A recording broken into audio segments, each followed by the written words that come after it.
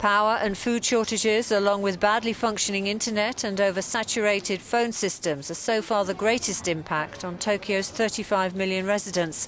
Most of them had about 80 seconds of warning before the devastating quake rumbled through the city after striking over 370 kilometres away.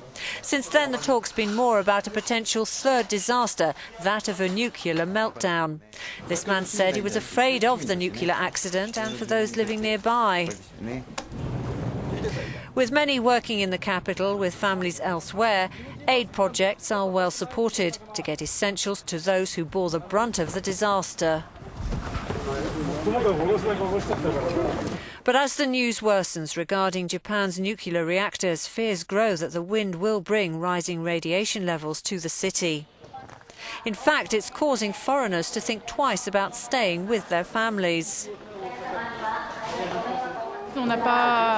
We don't have the impression the Japanese government's being transparent, so we don't know what's happening at the nuclear power plants. The